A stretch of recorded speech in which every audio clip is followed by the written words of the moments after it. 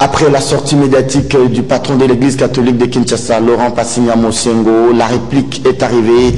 Elle ne s'est pas fait attendre. Lambert Mende répond: le gouvernement congolais n'a nullement violé l'accord avec les Saint-Sièges. Et c'est en résumé les propos du ministre porte-parole du gouvernement. Vous l'avez suivi, le cardinal Laurent Mosengo, qui a dit ouvertement qu'il était temps que les médiocres puissent se dégager et que les prétendus vaillants hommes en uniforme n'avaient pas bien rempli leur mission. Difficile de faire confiance aux dirigeants qui ne savent pas sécuriser sa population, mais également, vous avez suivi les messages du vœu du président de la République. Pas un seul mot sur les morts du 31, moins encore le discours du président de l'Assemblée. La représentation nationale n'a pas honoré la mémoire de ses compatriotes, qu'ils soient de l'opposition ou de la majorité, qui sont tombés sous le coup de balle des forces armées de la République démocratique du Congo. Aubin Menakou, lors de l'ouverture de la session, n'a même pas prononcé un mot en mémoire de ses compatriotes. En leur place, moi je le fais,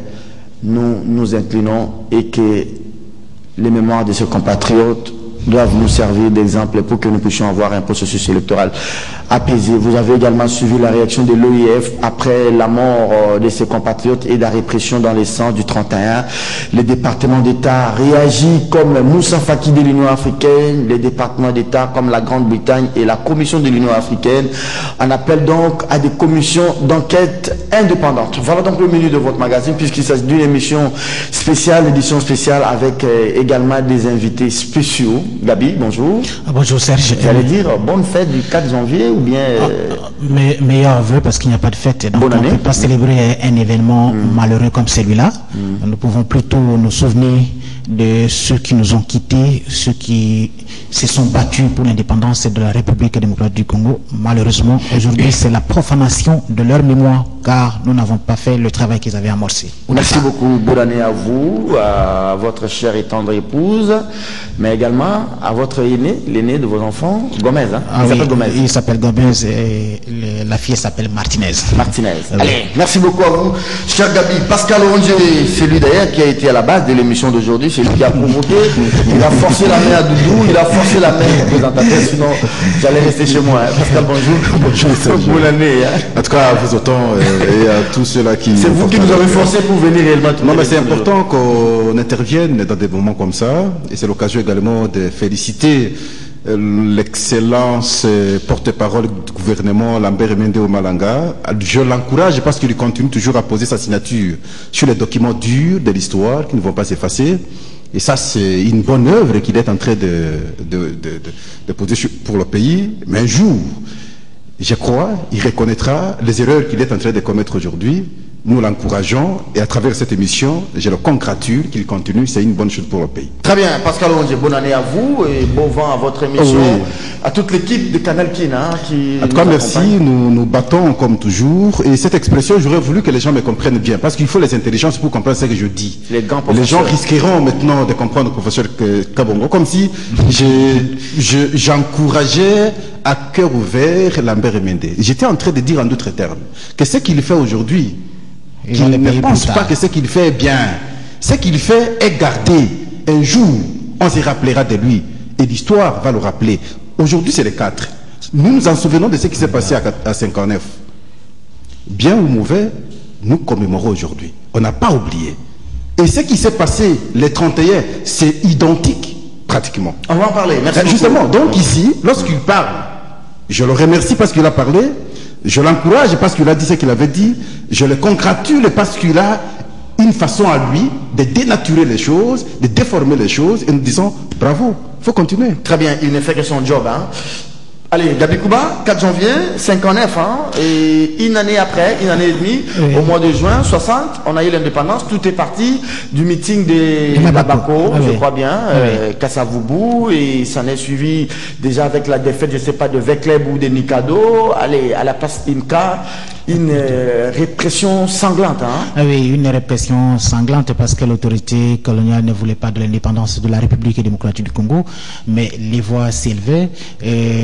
L'Abaco que dirigeait le président Joseph Kassavubu avait organisé le meeting qui a été dispersé, réprimé dans les sangs. Donc la liberté est un long processus et c'est un long cheminement avec beaucoup d'obstacles, et beaucoup de gens ont perdu leur vie juste pour revendiquer cette indépendance qu'on a acquise une année et demie après. Autrement pour dire, ceux qui avaient manifesté les 31, qui ont échoué de faire partir Kabila ou de le pousser à organiser les élections, ils peuvent réussir dans 2 ou dans 3 ans. Mais vous savez que les changements institutionnels, comme le disent les spécialistes des Sciences Po, n'est pas facile. Il est toujours très difficile. Donc ce n'est pas en un jour que vous pouvez évincer un régime oppresseur. Donc c'est un long processus, ça demande la détermination, ça demande la volonté, ça demande beaucoup d'efforts pour faire changer un régime politique. C'est le cas notamment avec le régime colonial qu'on avait connu pendant plusieurs décennies, et lorsque les Congolais s'étaient levés en disant que c'était fini la colonisation, mais finalement les Belges ont fini par céder. Rien ne vaut que la détermination d'un peuple pour son destin. Alors, que reste-t-il de cette date du 4 janvier? Je ne sais pas. Il y a une sorte d'échelle de valeurs par rapport aux dates, ou bien c'est par rapport à un régime? Parce que c'était des compatriotes qui ont versé de leur sang pour réclamer l'indépendance. Que reste-t-il de cette place IMCA? À part Peter Tchani qui est là à l'IMCA et les vrais journaux, c'est grâce à Peter Tchani que IMCA aujourd'hui les gens le fréquentent. IMCA est devenu comme une sorte de kermesse, une sorte de Capharnaüm. C'est d'abord un lieu très symbolique pour l'histoire du pays, mais quand vous y allez, je ne sais pas moi. Et qu'est-ce qu'on réserve à la date du 4 janvier? Oui, vous savez qu'au début de cette émission, je parlais de la profanation de mémoire de ceux qui sont morts pour réclamer l'indépendance. La question que vous posez est pertinente. Et que reste-t-il encore au niveau de l'INCA? Ça devrait être un lieu symbolique, un lieu historique. Mais regardez, tantôt des églisettes, à un certain moment c'était un funérarium, et après on ne le reconnaît plus, ce sont des boutiques et des ouest africains pour vendre des chaussures. Finalement, on se pose la question, ces lieux servent à quoi aujourd'hui? Merci beaucoup, parce que vous parlez de Peter Tchani avec son émission Devoir de mémoire que j'aime beaucoup. Il fait un travail remarquable. Quand vous allez par exemple en France, quand vous voyez là que de la Triomphe, la place de la République et tout ça. Bastille, voilà, ça symbolise l'histoire d'un pays, voilà, l'histoire d'un peuple. La place du soldat inconnu, tout ça. Des invalides. Voilà, ce sont des lieux symboliques. Ce sont des lieux symboliques, c'est gravé dans la mémoire. C'est ce qu'on appelle, c'est ça la citoyenneté. La citoyenneté, ce n'est pas seulement créer un ministère, une nouvelle citoyenneté, alors que la citoyenneté, c'est ça. On la vit même pas. Et aujourd'hui, les gens peuvent se poser la question, mais pourquoi on est mort? On ne peut pas en vouloir à cela. Ils ont joué leur partition pour la bonne marche de la République démocratique du Congo. Mais est-ce que nous avons pérenniser leur mémoire? Pourquoi on ne les ferait pas, comme vous le dites, comme les font les Français avec la place du soldat inconnu, l'arc de la Triomphe, la place de la République, ainsi de suite, la place des Invalides, ainsi de suite. Il y a des sites historiques. Malheureusement, on n'a pas pu pérenniser la mémoire. Que reste-t-il? Ah oui, l'indépendance c'était une bonne chose, parce que les gens qui estiment qu'après l'indépendance, le pays a sombré, il y a eu des sécessions, il y a eu des coups d'État, il y a eu un coup d'État avec le maréchal Mobutu, tout ça. Mais la plupart des Congolais, à un certain moment, s'est posé la question à quoi aura servi l'indépendance de la République démocratique du Congo, au lieu de laisser les colons, parce qu'à l'époque des colons, les gens avaient ne fût-ce que de quoi manger. Mais là, ce n'est pas la responsabilité de ceux qui ont demandé l'indépendance.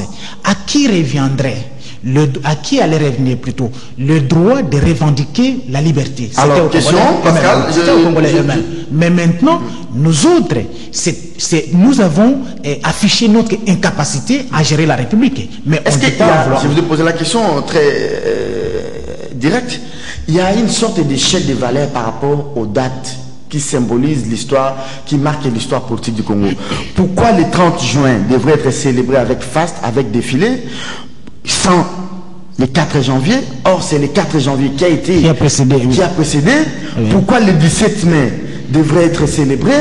Pourquoi les premiers, les 16 janvier et le 18 janvier devraient être célébrés avec faste?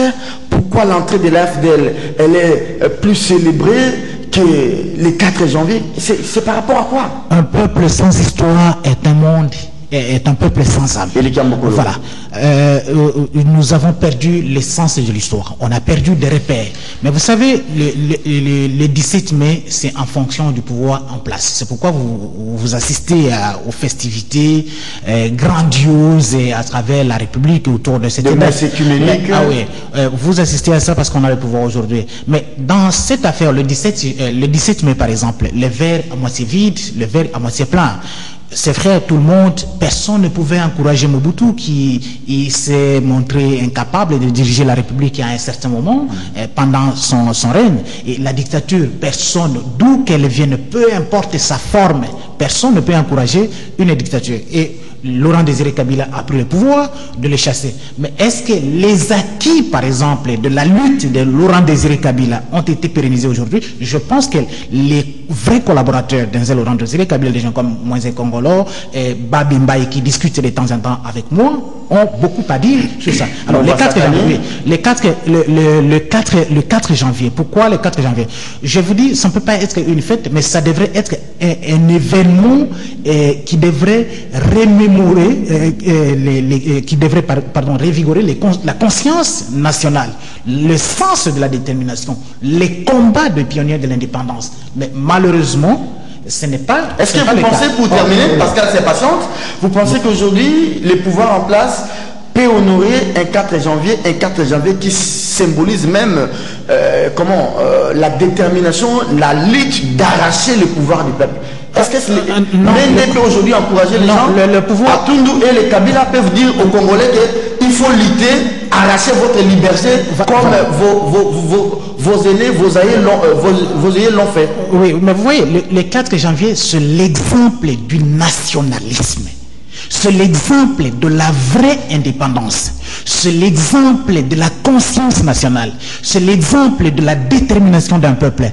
Quand vous observez ce régime, est-ce que vous trouvez toutes ces valeurs qui incarnent aujourd'hui? Il ne faut pas parler de Moussengo. Ah non. Hein? Ce n'est pas le discours de Moussengo. Ce n'est pas le discours de Moussengo. Les actes sont plus éloquents que nos discours. Merci beaucoup. Allez, Pascal, je suis à vous maintenant. Doudou, bonjour. Hein? Je ne vous ai pas dit bonjour. Ah, Romain, vous allez bien? Il n'y a pas Moro Djambé. Hein? Il ne doit pas se comporter en barbare quand même. Hein? J'espère qu'il n'est pas médiocre. Hein? Ah, qu'il dégage. S'il est barbare, il n'a qu'à dégager. S'il est médiocre. Pascal, bonjour. C'est une manière de saluer Moro qui n'est pas une fois de plus, c'est professeur Kabongo. Non, appelez-moi Serge. Non, vous le méritez. 4 janvier. Qu'est-ce qu'on va assister aujourd'hui? On ira peut-être au rond-point Kipwanza, une gerbe de fleurs devant Kasavubu. Qu'est-ce que la Bako est devenue? Vous avez la Bako avec Matushila. C'est quand même un patrimoine national, la Bako, c'est parti là. Matushila, parfois il est avec Kabila, parfois il est au dialogue, il est ministre, quand il est défenestré du gouvernement, il commence à faire des déclarations contre Kabila. La Bako, vous avez des fils Kasavubu qui sont avec Kabila parfois avec l'opposition. Qu'est-ce que l'IMCA est devenu? Le 4 janvier, Gabi l'a dit, vous avez la place des Invalides, on honore les militaires français qui sont tombés sous les drapeaux tricolores, vous avez place des soldats inconnus, vous avez l'arc de triomphe. Ici au Congo, c'est quoi? C'est les mausolées, symbole de la lutte. C'est quoi? La place du cinquantenaire, ça symbolise quoi? La place du gare central, ça symbolise les 4 janvier. Allez-y à l'IMCA, ça représente quoi aujourd'hui? C'est une poubelle là-bas. Gabi a avancé de bons arguments que j'ai beaucoup appréciés, mais je veux compléter en disant simplement que le régime actuel fait le pire que les colons ont pu faire à son temps. Et à ce moment-là, ça devient difficile qu'on commémore la date du 4 janvier. Parce que si les Congolais à son temps, encore peu instruits, en face des non-Congolais qui les colonisaient, ont pu réclamer pour qu'il ait la liberté et finalement être massacrés par les non-Congolais. Et finalement, on a obtenu l'indépendance. Mais regardez aujourd'hui, dans un Congo où nous avons beaucoup d'intellectuels, le Congo dirigé par nous-mêmes, et finalement, lorsqu'on réclame la liberté, parce qu'on est éveillé, et c'est les mêmes Congolais qui massacrent les autres. À ce moment-là, ceux-là ne peuvent pas commémorer ces dates parce qu'ils se retrouvent dans ce qu'ils posent comme acte aujourd'hui de la même façon qu'ils posaient les colons hier. Ce sont des colons congolais. Ça pose un problème sérieux. Le néocolonialisme, c'est ça aussi, non? Nos propres colons. Et simplement, je vais paraphraser Monseigneur Tarsis. Il a dit « Duc in altum ». Va à notre mère sans avoir peur de péril. Et c'est ça, les Congolais. Quand vous regardez, vous analysez l'histoire de notre pays, depuis lors, et moi je remonte encore plus loin, avec les initiations, les initiatives du cardinal Maloula, des petites notions philosophiques auprès des Congolais, parce que nous étions plus les illettrés, et ça a commencé à éveiller les consciences. Depuis lors jusqu'à aujourd'hui, vous ne pouvez plus oser chercher à arrêter la machine. C'est irréversible. Mobutu a eu la chance parce que c'était une période ainsi à travers le monde. Mais depuis qu'on a quitté cette étape, en tout cas c'est difficile. Vous pouvez monter vos stratégies. Vous pouvez encore copier les méthodes de Mobutu aujourd'hui pour les appliquer aujourd'hui. Ça ne passera pas. Mais ce sont ces mêmes Mobutu qui sont autour du président. C'est justement ça l'erreur. C'est une classe politique à bannir. Vous avez suivi Kinké aujourd'hui. Il marche sur les épines. Kinké, vous connaissez Kinké? C'est lui qui avait tenu le dernier propos du régime Mobutu. À bord d'une vedette. Avant de fuir. À bord d'une vedette. Et quand il fait encore des propos, vous sentez la suffisance, l'arrogance même dans sa façon de prononcer les choses, comme si, en tout cas, ce qu'il dit est vrai et sacré. Ce sont des erreurs, on les connaît, l'histoire ne s'effacera pas. Qu'ils comprennent aussi. Et je crois... Est-ce que l'actuel régime peut encourager les Congolais à faire même plus que nos aïeux du 4 janvier? Ils ne le feront jamais. Ils ne le feront jamais. C'est devenu difficile parce que je vous ai dit, ils s'identifient à ce que faisaient les Congolais aujourd'hui. Ceux qui sont au pouvoir actuellement se réclament des nationalistes, non? Donc ce sont des lumumbistes, ce sont des gens qui ont réclamé l'indépendance. Mais comment ils ne peuvent pas encourager les Quinois, les Congolais de faire et de récidiver plus que... Un nationaliste doit travailler pour sa nation. Voilà. Un nationaliste ne peut pas accepter qu'il voit un autre citoyen souffrir. Un nationaliste devrait se battre pour l'économie de façon à satisfaire tout le monde. Un nationaliste ne peut pas accepter que l'autre meure. Et c'est comme ça, il se sacrifie. C'est le cas au Lumumba. Les nationalistes se comportent ainsi. Quand vous voyez quelqu'un se dire nationaliste, il ne travaille pas pour l'autre. Il n'est pas nationaliste. Un nationaliste se sacrifie pour l'autre et pour son pays. Oui. Voyez-vous? Et donc, vous comprenez que c'est difficile qu'il fasse la distinction. Mais ici, je me dis... ceux qui sont au pouvoir sont des lumumbistes, non? Kabila Joseph, c'est un lumumbiste. Je me réserve. Vous avez les Palous qui est là, des lumumbistes. Moi, Pascal, je me réserve. Je peux me permettre de dire tout. Je peux dire je suis libéraliste, je dénonce, c'est tout. Est-ce que réellement je le suis? Mais je constate simplement, à travers les actes qu'on pose, j'imagine qu'ils ne les sont pas. Mais ils les disent, nous consommons, c'est fini. Alors maintenant, la date du 4, comme a dit Gabi, si nous étions dans un pays, dans un régime très sérieux, et vous-même vous l'aviez dit, la date serait célébrée plus que même la date du 60, du 30 juin. Parce que ici, les gens ont versé leur sang. Les 30 la libération, la consacration de la lutte, la conséquence du 4 janvier. Le 4 janvier. Voilà. Voyez-vous? Et maintenant, les gens ont versé leur sang. On ne pense pas à ces gens qui ont versé leur sang. Et on dit c'est vraiment une ville morte. Ça, c'est une ville morte, pratiquement. Une ville morte. Alors, si c'était le 30 juin, vous allez voir au niveau de boulevard Triomphal, avec des gros véhicules, avec des belles vestes, et alors là, on célèbre avec faste. Et une grosse erreur. Et vous allez voir ces dates. On va parler de 92. Et là aussi, les gens ont versé leur sang parce qu'il fallait la libération. On était... le déblocage de la CNSP. Une fois de plus par Mobutu. Et les gens sont morts. Depuis l'entrée de la FDL, parce que cette date avait facilité l'entrée de la FDL, on n'a jamais commémoré. Et une autre date vient de s'ajouter aujourd'hui, sans compter ce qui s'est passé, parce que là, c'était la lutte pour les élections. Les 31... L'autre date qui vient de s'ajouter, vous verrez, elle ne sera jamais, en tout cas, commémorée. Merci, Pascal. La preuve, vous-même, vous aviez dit, dans votre annonce, ni le président de la République, ni le président de l'Assemblée nationale, lorsqu'ils ont tenu leur discours, chacun respectivement, devant la nation et l'autre lors de l'ouverture de la session extraordinaire, ils n'ont pas parlé de ces cas de mort. Et vous comprenez qu'ils se sont dit, on s'en fout. Merci beaucoup, Pascal Ondje. Est-ce qu'on peut revenir encore sur d'autres aspects du 4 janvier? C'est vrai que l'Abaco patrimoine national, l'Abaco est un peu en lambeaux, c'est pas ça le problème. Est-ce qu'on peut prendre la rentrée parlementaire avant d'aborder les derniers thèmes? Cette sorte de prise de bec entre Mosengo et Mende. Rentrée parlementaire, c'est les codes miniers. Hein? Oui. Merci beaucoup. Mais avant de parler de la rentrée parlementaire, je voudrais ajouter un élément sur votre question concernant le lumumbisme et le nationalisme. Il faut évacuer ces discours. Ça, c'est un nationalisme folklorique qui n'a rien à voir avec la lutte de Lumumba.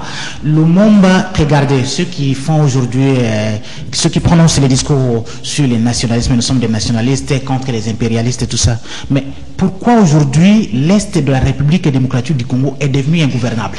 J'ai voyagé 2 fois avec Machako Mamba à l'époque, paix à son âme, ministre de la République, député élu en 2011 à Rutshuru.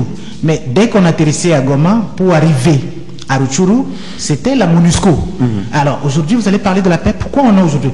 Qui a inventé toutes ces bandes armées qu'on a dans la partie est de la République démocratique du Congo? Est-ce que vous voyez à l'époque Kassavubu, Lumumba, Iléo allaient pactiser avec les étrangers pour rendre une partie de la République ingouvernable pour leurs propres intérêts? Ça, ce n'est pas le nationalisme. Ce n'est pas le lumumbisme. Et vous avez des millions qu'on envoie pour mener des lobbying. On ne les nie pas. On va mener ces lobbying auprès de qui? Auprès des impérialistes. Mais pourquoi on ne peut pas aller convaincre les habitants de Beni, de Butembo, leur dire voilà, des millions qui sont venus pour construire des ponts, des écoles, des routes, vous sécurisez, payez la police, l'armée, qu'on sort. Tous les rapports, que ce soit les rapports de la Cour des comptes, que ce soit les rapports du Parlement, que ce soit les rapports de l'Inspection générale des finances, même le dernier rapport que j'ai commenté ici, lors de ma dernière prestation du ministère des Finances d'un gouvernement nationaliste. Incriminant Bongongo. Le gouvernement nationaliste. Même le rapport de l'audit du ministère des Finances sur Bukangalonzo. Tout ça. Vous voyez, à cette époque-là, Lumumba et Kassavubu.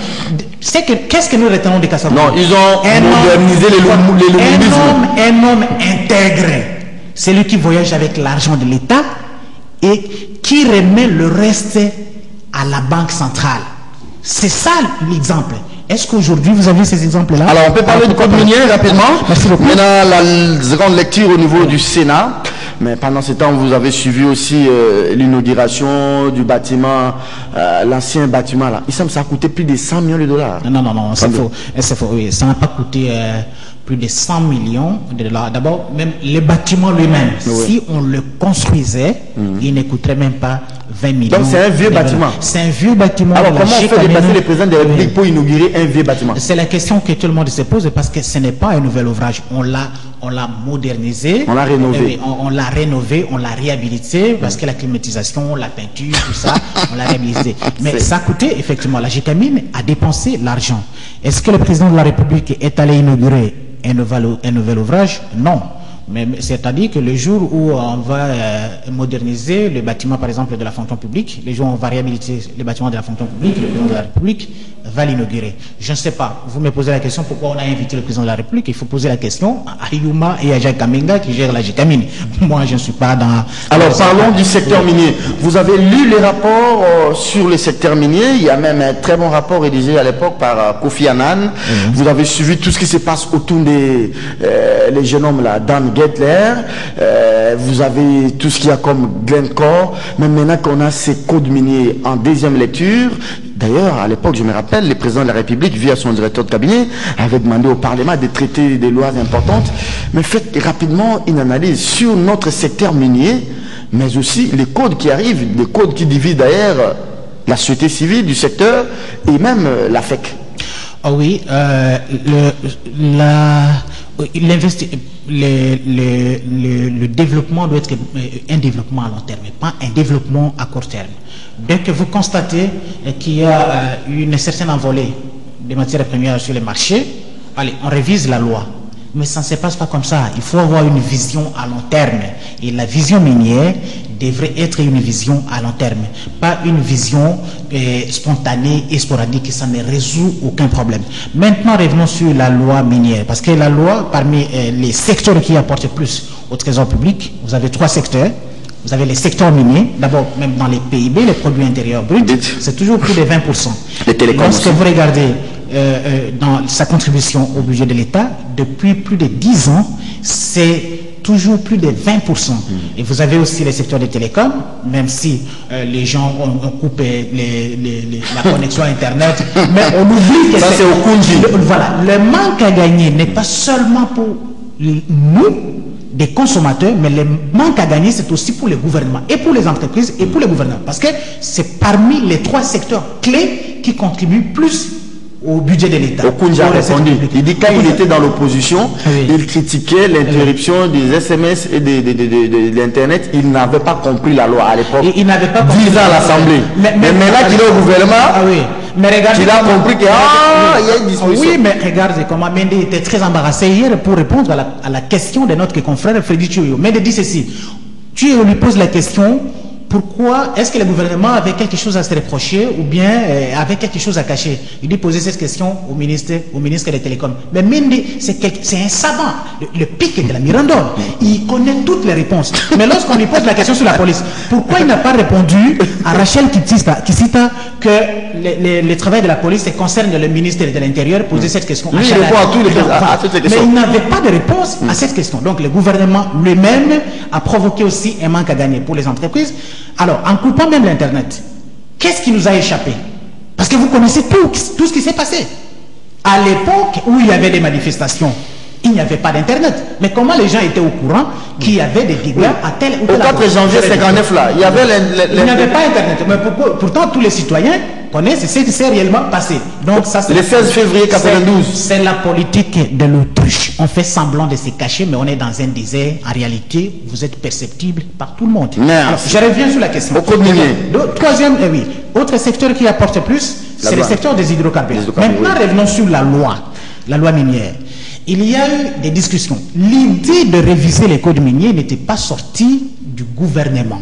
L'idée est venue de la société civile. J'ai ici les recommandations, plusieurs recommandations de la société civile. 2 documents. Vous avez les travaux tripartites, les recommandations de la société civile. On n'a pas le temps de lire tout ça.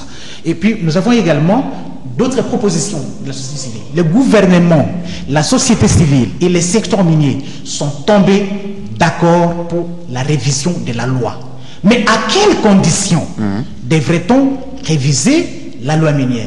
Celle de 2002 a apporté beaucoup de choses. D'abord, la libéralisation du secteur. Rapidement, oui. Alors, rapidement, où est-ce que ça pose problème? Ça pose problème parce que lors de la dernière tripartite, les recommandations, les propositions que vous voyez ici, de 2015, le gouvernement n'a pas tenu compte des propositions de la société civile, qui est d'ailleurs initiatrice de la révision du code minier. Le gouvernement n'a pas non plus tenu compte de la Chambre des mines de la Fédération des entreprises du Congo. Or, la Chambre des mines, ceux qui ont plus investi, l'État peut dire les sols et les sous-sols lui appartiennent. Tant pis, c'est bon. Il faut que le gouvernement gagne à travers l'exploitation minière. Mais dans la croissance, c'est tant vanté depuis des années. La fameuse stabilité du cadre macroéconomique est vantée depuis des années. C'est l'œuvre de qui? Ce n'est pas l'œuvre des entreprises publiques, c'est l'œuvre des opérateurs privés qui apportent plus. Or, quand vous révisez la loi minière de manière cavalière, alors il faut vous attendre. Regardez ici, je faisais une étude comparative avec une organisation, Open Society, guide de l'investisseur minier du Burkina Faso. J'ai également un autre document ici sur la Guinée. Il faut un travail. Qu'est-ce qu'on fait? Les investissements miniers sont des investissements lourds qui demandent du temps. L'exploration, la construction des infrastructures, la production, l'amortissement de l'investissement. Mais on révise la révision du code minier avec toutes les propositions, les nouvelles propositions initiées de manière cavalière. C'est comme si vous introduisiez un nouveau chapitre dans un vieux livre. Où est-ce que ça... Oui, mais c'est ça la réalité. Un nouveau chapitre dans un vieux livre. Oui, dans un vieux livre. Où est-ce que ça fâche? Qu'est-ce qui fâche? Regardez, la clause de stabilité est ramené à 5 ans à la place de 10 ans dans ces codes, qui ne fait même pas l'unanimité. Les gens ne comprennent pas la clause de stabilité. C'est quoi la clause de stabilité? La clause de stabilité, c'est-à-dire quoi? Pendant un certain moment, quand un investisseur vient, vous lui accordez une durée bien déterminée pouvant lui permettre d'investir, de récupérer son investissement. Et c'est en ce moment-là que l'État peut avoir des... Ça va se faire dans 5 ans. Il y a même, si vous allez au cadastre minier, les permis d'exploration, par exemple, accordent parfois une durée de 5 ans. Alors, pendant 5 ans, quelqu'un qui n'a même pas... Et autre fait également, pendant qu'on a construit les infrastructures, on a exploré, on a construit les infrastructures, on commence la production, vous demandez le changement du régime fiscal. Et même dans le changement du régime fiscal, qu'est-ce qui bloque dans le changement du régime fiscal? Parce qu'au départ, les gouvernements proposaient par exemple 10%. Après, on a dit, bon, pas 10%, trouvons un compromis, 6%. Pas 6%, 2,5% et puis 3,5%. Ils ne se sont pas entendus. Autre point également, dans ce secteur-là. Là, vous nous enseignez les secteurs miniers. Dans ce secteur, les 10%, 5 à 10% sur l'importation de produits de consommation intermédiaires et autres consommables. La République démocratique du Congo n'est pas un pays d'équipement. Tout vient de l'extérieur. Tout vient de l'extérieur du pays. Alors, lorsque vous rehaussez les taux, vous revoyez à la baisse les taux des produits importés, il y a des charges supplémentaires sur les budgets des entreprises. Autre fait également. Oui, autre fait. Il a été convenu entre les opérateurs miniers et le gouvernement de la République de trouver une réponse satisfaisante au problème du déficit énergétique. Parce que les entreprises manquent cruellement aujourd'hui l'énergie pour faire marcher leurs usines. Le gouvernement est dans l'incapacité totale. Vous savez que le barrage de Kakobo, là, tant vanté, non desservi, ça pose aujourd'hui un problème. Pourquoi? Parce qu'il faut transporter vers les centres de consommation. Mais il faut que les gens payent. Le barrage de Kananga, plus de 65%. Au moment où le gouvernement devrait faire sa part, c'est à ce moment-là que le gouvernement n'avait pas donné l'argent.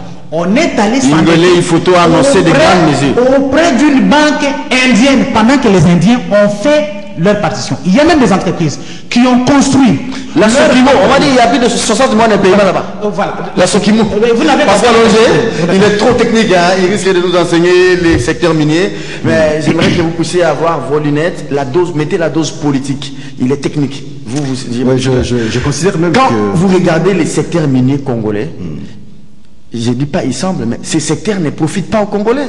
Vous avez quelqu'un comme Dan Getley qui est cité dans des dossiers sales.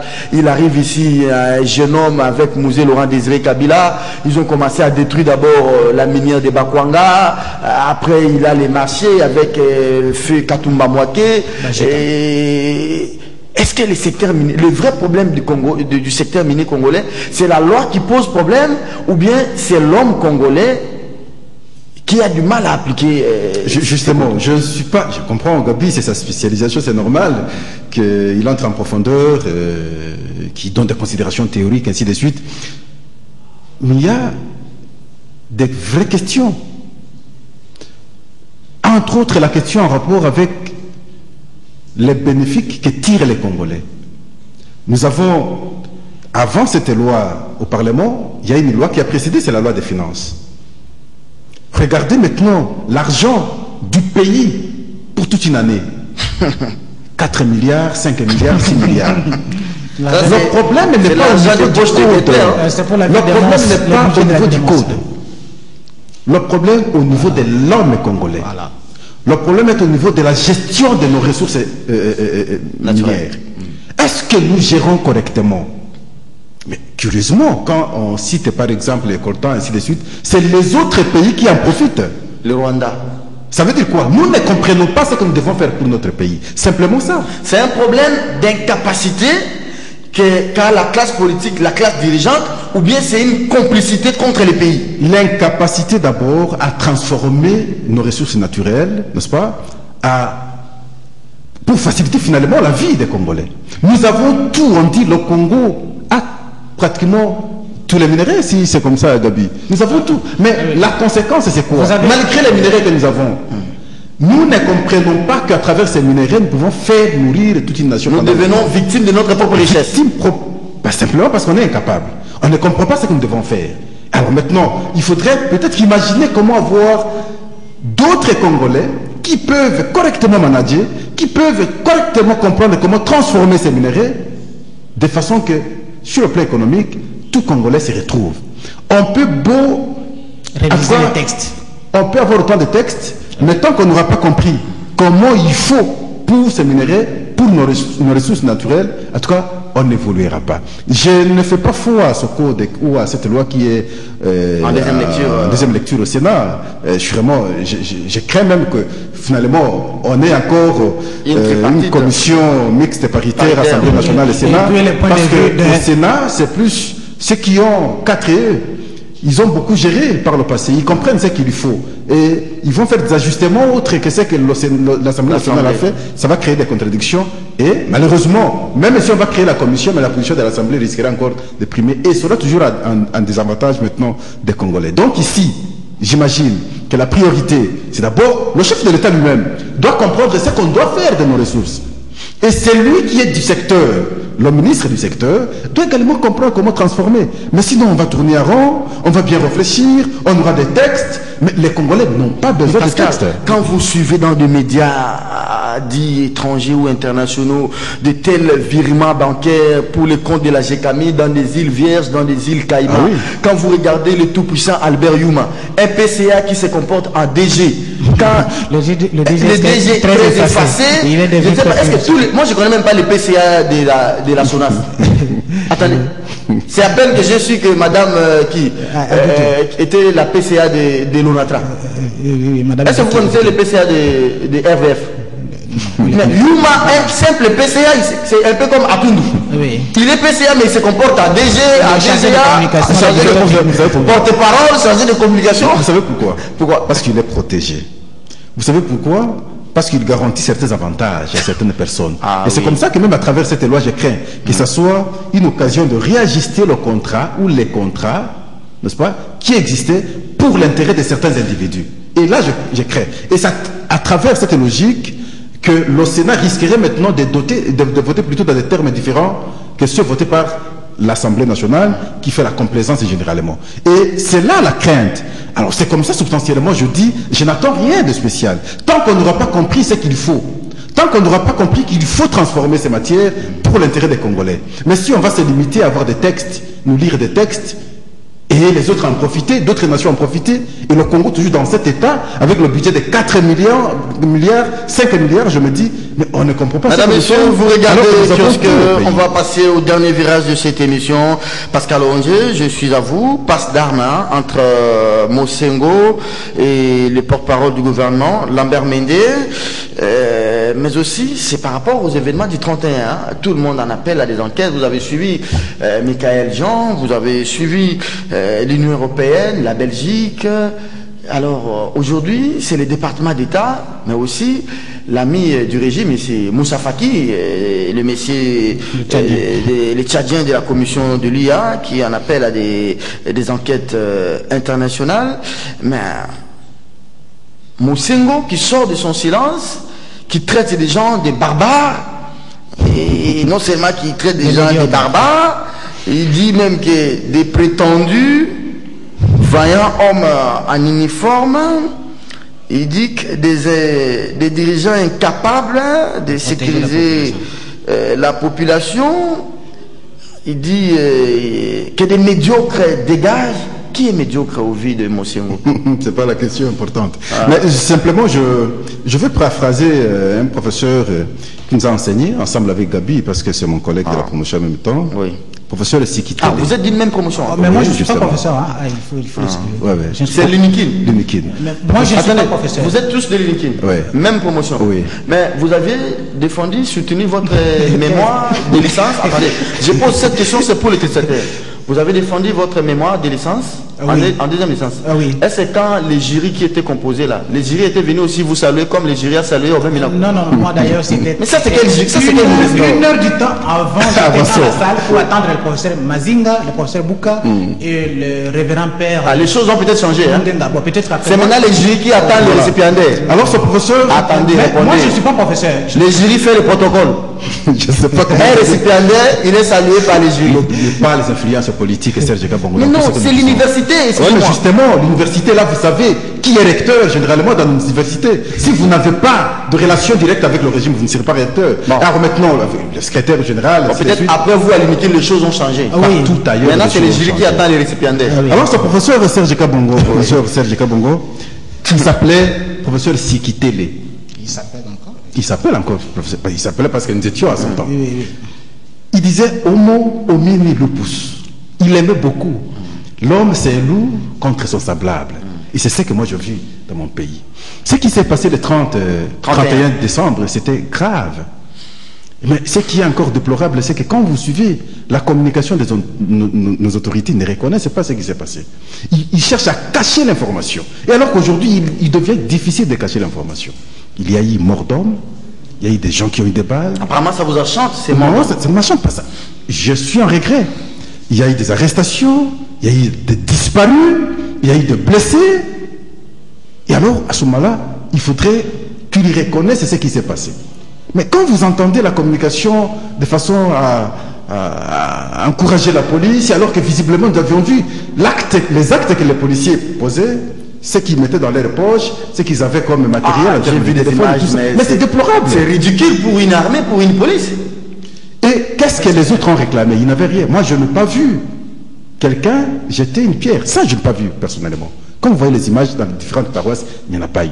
Mais les policiers, au départ, étaient déterminés à poser un acte. Et c'est là la conséquence, ça a dégénéré. Et finalement, il y a eu des balles. Alors maintenant, c'est la crise entre l'église de Kinshasa et le gouvernement. Cette crise, il ne faut pas la voir maintenant. Elle a commencé depuis... On annonce déjà une manif au mois de février. Moi, je vous annonce, je vous parlais hier, la crise avait commencé même avant l'obtention de l'indépendance. Avec Maloula. Face aux colons ou aux Belges. Et finalement, Maloula avec Mobutu. On l'a envoyé à l'exil. Et Maloula est succédé par Etchaou. À 2006, c'est à partir du Vatican, Etchaou fait une déclaration après les élections que c'est Jean-Pierre Bemba qui était élu. Il n'est plus rentré, il est mort. Et maintenant, c'est Mosengo. Le combat de l'Église catholique a toujours été ainsi. Même l'indépendance en question, il a fallu l'implication aussi de l'Église catholique pour qu'on ait l'indépendance. Aujourd'hui, on ne peut pas... Les Kankenza et les autres ont contredit l'Église catholique. On n'oublie pas ça. Et je vous disais la fois passée, Serge, qu'en 92, il y a une crise de légitimité. Je vais reprendre ça. Il y a une crise de légitimité. Notre monnaie avait perdu des valeurs. Monnaie Zaïre. Même situation aujourd'hui. Nous avions eu la conférence nationale, pilotée par le même Mosengo qu'on conclut aujourd'hui. Et à l'époque, même il était derrière Mosengo parce qu'il était du côté de l'opposition. En 92, on va marcher parce qu'il fallait réouvrir la conférence nationale. Et la conséquence, on a massacré les gens. Et 2017, nous avons la crise de légitimité. Les francs congolais ont perdu des valeurs. N'est-ce pas? Et on a organisé le dialogue national piloté par l'Église catholique, une fois de plus. On va réclamer l'application de l'accord et les chrétiens marchent. Et je vous disais, si même on a enregistré un mort, on dira on a massacré. Oui, mais cette fois-ci, on a enregistré, le gouvernement parlait de 3, les organisateurs parlaient de 11, donc substantiellement, il y a eu des morts. Le patron de la police, vu de Kinshasa, a dit qu'il n'y a pas eu de morts. Non, là c'est mal dit. Sylvano Rassongo. Là c'est mal dit, s'il vous plaît, avec tout respect, ça c'est mal dit. Il a dit qu'il n'y a pas eu de morts. Les images sont là, aujourd'hui on ne peut plus cacher l'information. Il y a eu des morts parce que le gouvernement a reconnu qu'il y a eu des morts. Il y a eu des morts. Et donc comprenez que je parlais de même de qui écrit sur un document dur. Demain on dira quoi? On a aussi massacré les chrétiens en 2017. Et c'est identique. Et quel comportement on devrait avoir aujourd'hui? On aurait dû d'abord reconnaître les erreurs et prêcher pour que cela ne se répète pas. Mais je comprends à travers les communications comme si on incombe la faute à l'Église catholique totalement, comme si la police n'a rien fait de mal, a fait son travail de façon professionnelle, Il n'y a pas eu de blessés, il n'y a pas eu de morts. Posez-vous la question, ceux qui sont morts, 2 ou 3, 4 ou 11, sont morts par quoi? À cause de quoi? Simplement parce qu'ils ont voulu mourir et puis ils sont morts. Non, il y a eu des actes mal posés par la police. Alors maintenant, l'opposition est miettée, elle est disparue. C'est maintenant l'église qui prend les relais. Hein. Heureusement, quand Moussengo parle, c'est tout le monde qui se dit ouf, enfin il a parlé. C'est Tshisekedi réincarné à Moussengo maintenant. Parce que Félix n'inspire plus confiance, semble-t-il. Pierre Lumbi, on ne sait même pas là où il se trouve. Il semble qu'il a réuni avec Kabila. Il faut lire le combat. Bazaïba, à part la marche à Kingaboua là-bas, l'opposition n'existe plus. La difficulté de l'opposition, c'est ce qui ne s'accepte pas. Il n'y a pas d'unité. C'est tout ça le problème. Le jour où ils vont s'unir, le jour où ils vont trouver une synergie, il faut imaginer que ce sera une force. Mais ici, le combat de l'Église, il faut voir depuis qu'on a commencé à parler du respect de la Constitution, ils sont restés, en tout cas, sans être perturbés. Dernière question. Maintenant que Kabila a émietté l'opposition, la population ne fait plus foi en cette opposition, et maintenant que Kabila a maté la manif du 31, il a maintenant les boulevards devant lui. Hein. Les élections ne dépendent pas de son bon vouloir. C'est faux. Parce que quand vous avez vu hier, c'est la population qui s'est appropriée. Ce n'est pas les politiques, ce n'est pas l'opposition. Ça, c'est le combat de la... Donc ceux qui pensent comme moi, c'est des... Et comme Moussengo dit, vous aviez repris ce propos, il faudrait que je l'analyse un peu, excusez. Il est temps que les médiocres dégagent et que règne la paix et la justice en République démocratique. Mais il a totalement raison. Mais lorsque le travail n'est pas bien fait, n'est-ce pas, pour rassurer le reste des Congolais, et vous puissiez continuer. Non. Quelque part, on peut avoir le courage de dire stop, trouvons d'autres. Parce que personne, il a parlé de pic de la Mirandole. Personne ne peut être savant en tout. Le peu que moi je connais, je serai complété par Serge Kabongo.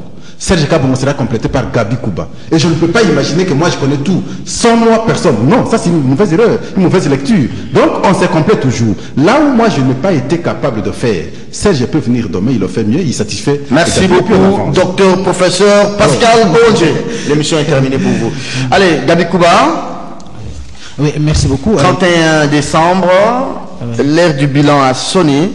L'Église ne voulait que de ces événements pour jeter de l'opprobre sur le gouvernement. Maintenant, c'est le département d'État qui s'en mêle. C'est l'ami du régime, Moussa Faki. Bon, je ne sais pas s'il dit sincèrement vrai quand on parle de 3-4 morts, mais quand chez lui, Idriss Déby tue les opposants là-bas, on a enlevé un opposant chez lui, il ne dit mot.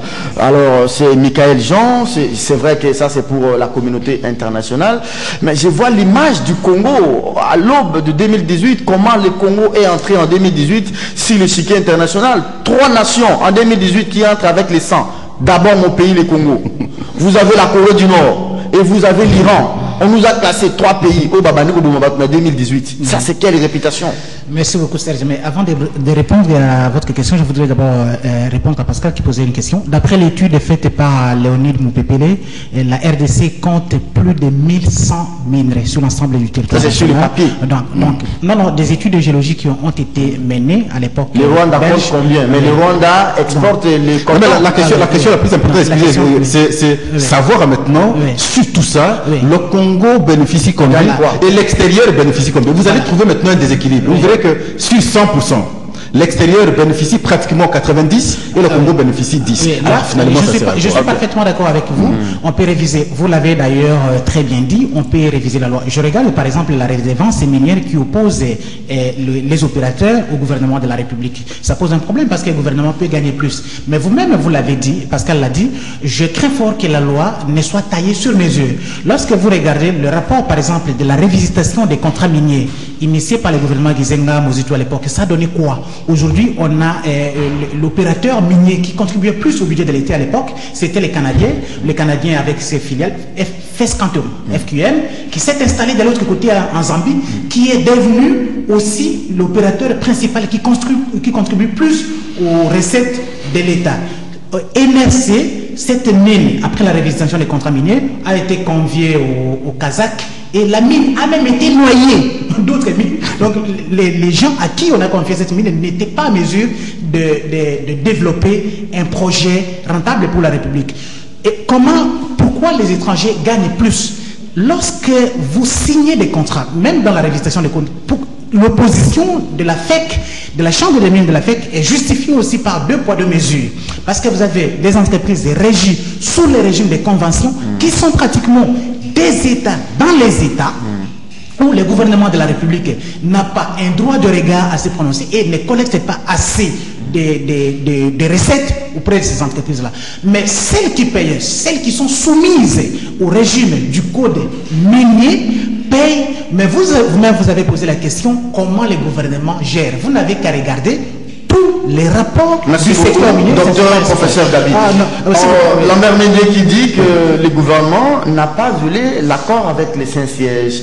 J'ai suivi Mende avant-hier, il disait qu'il y avait des terroristes, par exemple, à Saint-Michel. Voilà pourquoi on a lancé des gaz lacrymogènes. Mais en suivant Sylvano Gassomojoli sur Top Congo, il dit nulle part dans aucune paroisse, on a lancé des gaz lacrymogènes dans une paroisse. Mais Mende avait dit qu'on avait lancé des gaz parce qu'il y avait des terroristes. Les images là montaient, ce ne sont pas des images vraies. Voilà une contradiction flagrante entre les autorités du pays. C'est ce qui pousse Mosengo à dire des mystifications à la place de la vérité.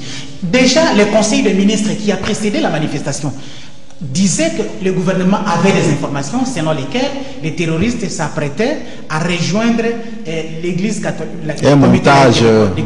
Mais alors, dès lors que le gouvernement avait déjà des informations sur ça, combien de terroristes a-t-on arrêté avant la manifestation? Mais les terroristes qui étaient même dans les églises, dans les paroisses, on dit, bon, il y a eu des terroristes qui ont troublé l'ordre public. Alors, ils avaient quelles bombes, quelles armes? Parmi les prêtres et les manifestants, les pauvres dames des légionnaires, des légions des marins. Ils avaient les ceintures explosives. La légion des marins. J'aurais voulu que la police nous ait présenté les terroristes qu'on avait arrêtés. Parce que même Mende me dit non, d'ailleurs, sur l'ensemble du territoire national, nous avons plusieurs diocèses. Oui, on a 54 diocèses sur l'ensemble de la République. Mais il dit qu'il n'y a que l'archidiocèse de Kinshasa, avec quelques paroisses, et le diocèse de Kamina, qui ont manifesté avec un parti politique radicalisé. Mais je voudrais poser la même question. Là, on veut parler de quel parti? Il va parler de l'UDPS. Je voudrais savoir si les paroisses ou les diocèses qui n'ont pas manifesté, leurs fidèles sont contents de la situation actuelle et vivent la situation différemment que ceux de l'archidiocèse de Kinshasa. Mais il y a des réponses. Mosengo est descendu, est trop bas dans les caniveaux. Mais lui qui vole est très haut. D'ailleurs, lorsque Mosengo dit les gens se sont appropriés les ressources de la République, Mende lui pose la question qui nous disent dans quel domaine où la République démocratique du Congo a régressé. Mais je vous dis, les mêmes Mende, avant la fin de l'année, on lui posait la question sur les jeux de ping-pong entre Kabila, parce que Luzolo, c'est les bras séculiers du président Kabila et l'oncle de Kabila sur les jeux de ping-pong. Donc, dans le domaine de la corruption, Mende a raison, la République démocratique du Congo a beaucoup progressé. Dans la destruction des infrastructures, Mende, avant qu'il n'aille terminer son deuxième cycle à l'ULB en Belgique, il a fait l'Ovanium et il passait par l'avenue de l'université. Est-ce qu'aujourd'hui, Mende, avec sa Jeep 4x4, peut encore passer sur l'avenue de l'université et arriver jusqu'à l'Ovanium? Par où va-t-il passer? Mais sur ces points, le gouvernement de la République a progressé. Mende a sa radio-télévision à Lodja, radio-télévision Losanganya, installée à l'intérieur de la RTNC. Les journalistes de la radio-télévision de Sanganya sont d'office les journalistes. Mais regardez ici. Oui, mais écoutez, nous discutons ici avec les confrères de la RTNC. Oui. Regardez, c'est honteux de voir des journalistes de valeur partager 2 poulets à la RTNC avec quelques tasses de riz de l'année. Alors, l'aide à la presse. 2015, le gouvernement Matata a débloqué l'argent, l'aide à la presse. Vous savez comment ça s'est passé? Moi, j'ai tous les documents. Je suis en ordre. Avant même de sortir, j'adresse toujours une correspondance au ministre de la Communication pour lui signifier. Alors, ça va se passer comment entre les non, qui traite tout le monde de barbares. Il dit que ce sont des gens comment? Des prétendus hommes, des vaillants hommes en uniforme et que des médiocres devaient dégager. Mais aussi, il fait partie de ces médiocres-là. Je ne sais pas qui est médiocre et qui ne l'est pas. Bon, mais il faut voir, il faut entendre. Mende sait qu'il peut animer 1000 conférences par jour, par semaine. La parole de Mosengo, les gens ont plus confiance à la parole de Moussengo, qu'on s'est milliers de points de presse. L'info, c'est le canal. Voilà. Quel est le canal qui distribue l'info? Est-ce que le canal là est propre ou impropre? Regardez, même les propres confrères. Moi, j'allais assister à ces points de presse régulièrement. Regardez les quelques confrères qui assistent encore. Ces jeux de ping-pong. Les ministres parlent, les confrères en train de secouer les têtes. On ne croit pas en nous. Mais il s'adresse à qui? Il dit tentative de déstabilisation des institutions de la République. Nous avons été élus. Mende a été élu à l'Odja député national, brillamment d'ailleurs, brillamment, pour une durée déterminée. Ce n'est pas question d'amour, c'est question lorsqu'il demande le respect de la Constitution. Mais la Constitution n'a pas dit que Mende avait un mandat de 7 ans ou un mandat illimité. Les électeurs de l'Odja savent que Mende a été élu pour un mandat de 5 ans. Donc s'il veut, il n'a qu'à rentrer. Il n'y a pas eu élection. Et il dit, mais il répond même, il dit, l'Église catholique, d'ailleurs il dit, le cardinal Moussengo maintenant c'est notre adversaire politique, il est ensemble avec l'opposition. Il va encore plus loin dans les explications de Félix Tshisekedi pour dire, bon, il n'a qu'à saisir la Cour constitutionnelle, parce que nous sommes dans une république, un état de droit. Mais il faut poser la question à Mendy, l'état de droit. La fameuse Cour constitutionnelle a réhabilité 2 gouverneurs. Voilà. Vous avez vu l'attitude, mais pourquoi Mende n'a-t-il pas demandé à Chadari ou à la CENI, à Nanga, de se soumettre à la décision de la justice tel que l'ensemble des citoyens congolais l'ont dit? C'est des chaînes sur ce plateau. Excusez, un mot sur ce qu'a dit aussi Olengankoy. C'est très important ce que nous disons là. Il a dit quoi? Il dit, je garde une pensée pieuse pour les personnes tuées, la plupart par des tirs des éléments infiltrés. Ils avaient pour la mission de faire beaucoup de victimes, ensuite incomber la responsabilité aux autorités. J'appelle à la vigilance de tous, car les ennemis de la République veulent balkaniser ce pays. Est-ce qu'on peut réfléchir de cette façon? Voilà. Donc, entre nous, est-ce qu'on peut réfléchir de cette façon? Les gens qui sont morts, c'est des infiltrés. Ils étaient infiltrés de quel côté? Du côté de la police ou du côté de la population? Et parce que de l'autre côté, Gabi vous dit, le gouvernement a dit qu'il y avait, vous-même vous aviez dit, il y avait des éléments non contrôlés qui s'ajoutaient du côté maintenant des chrétiens. Par conséquent, il ne fallait pas permettre la marche. On n'a pas arrêté. Mais alors maintenant, s'il y a eu des morts, Olenga vous dit, ce sont ces gens qui ont tiré. Donc ces gens étaient avec les chrétiens, ont tiré sur les chrétiens. Ça n'a pas de sens. Mais s'ils étaient du côté de la police, c'est que la police est complice. Et alors on a arrêté combien? Merci beaucoup. Les fameuses victimes de Matete, prenons les cas de Jean. On commence maintenant à traquer les parents des victimes. Ah oui, des Jean Fataki, motard de son état. Mwanamputu, qui est aussi pasteur, parce que Moussengo, l'archevêque, le cardinal, est pasteur, lui aussi est pasteur à l'église des combats spirituels. Charles Mwanamputu.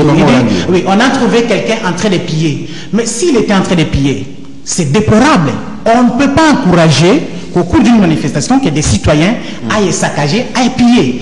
Quel est le travail de la police? Est-ce qu'il fallait tirer directement sur un civil en train de piller un magasin où il fallait l'interpeller et le juger conformément aux lois de la République? Parce que Mende aime l'état de droit. L'état de droit, c'est aussi ça.